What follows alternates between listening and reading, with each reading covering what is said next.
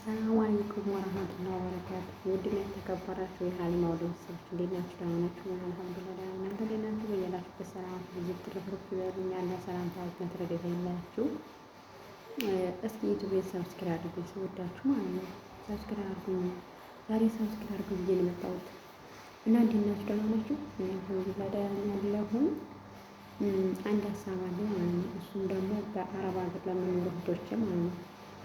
ሀሳቢ ምንድነው? በቃ ቢያንስ እንኳን ገንዘባችሁን ያዙ። ገንዘባችሁን በማንም ነገር አትሸወዱ፣ አትበሉ። ቢያንስ ማለቴ ኢትዮጵያ ሄዳችሁ ደርሳችሁ ስትመጡ ነው እናንተ ገንዘባችሁን መያዝ የምትችሉት እንጂ እርግጠኛ ነኝ የዚህ ሀገር ሆናችሁ ግን እከሌ ቸገረኝ፣ እከሌ እንደዚህ ሆነ፣ እከሌ እንደዚህ ሆነ እያሉ ሲያወሩሽ ማለት ነው።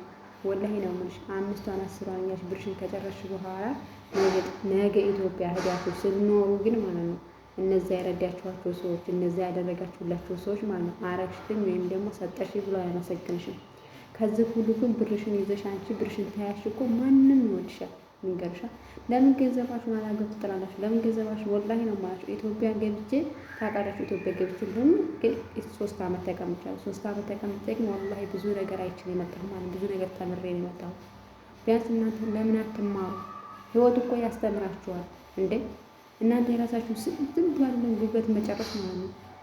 ለምን ጉልበታችሁ ትጨርሳላችሁ? ለምን ገንዘባችሁን ትጨርሳላችሁ? ወላሂ ይሄንን ማለት ምንድነው? ስላየሁት ነው።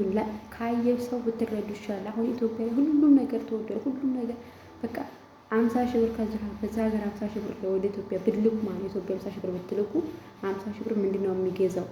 በቃ በጣም የሚከብዷል ሁሉም ነገር እና 6 ዓመት 7 ዓመት 8 ዓመት የምቆዩ ልጆች ማለት ነው። ወላሂ አትቆዩ።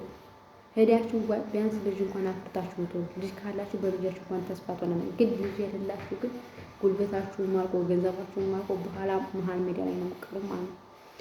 ለወንድ ልጅ ለማታምኑ ሰው ብርሽን እያላክሽ በተለይ ለወንዶች ኒካ አድርጊያለሁ ማፊ ፋይዳ መጀመሪያ ልጅ ወለድለት። ልጅ ከወለድሽለት በኋላ ቢበላ ምንም ቢል ልጅሽን አብራለች። ገባሻ? ስለዚህ ለወንድሜ ለእህቴ ለቤተሰብ እያላችሁ ጊዜያችሁን አታባክኑ።